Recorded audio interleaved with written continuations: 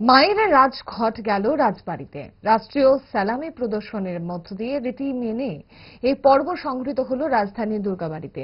আজ বিজয়া দশমী। দুর্গাবাড়িতে সকালেই বসে দশমী তিথিতে মায়ের শেষ আরাধনা।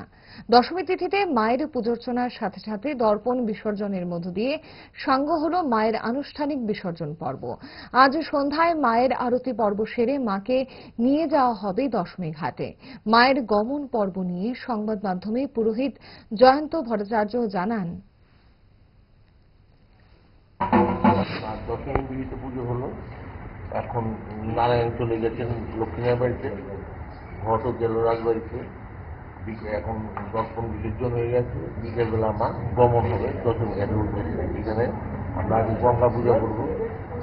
এইখানে মাকে বরণ করবো। বরণ করার পর রাষ্ট্রীয় সালামি হবে বাইরে। তারপর দশমী ঘাটে গিয়ে গঙ্গা পূজার পরে বিসর্জন দেওয়া হবে। এখন ঘটনার সময় দেখা গেল রাষ্ট্রীয় স্যালুট দেওয়া। হ্যাঁ, এখানে রাষ্ট্রীয় স্যালুট দেওয়া হয় মাকে নেওয়ার সময়। ঘট নারায়ণ যখন যাবে তখনও রাষ্ট্রীয় স্যালুট হবে। আবার দশমী ঘাটে মা এখান থেকে রওনা হবে তখনও হবে। আর দশমী ঘাটে হবে। আবার সিংহাসন কোথায় হবে শান্তি করে। কখন যাচ্ছে? সন্ধ্যার সময়। সন্ধ্যা 7টার মধ্যে বেরিয়ে যাবো আমরা। মাকে 6:30টার সময় বরণ করবো।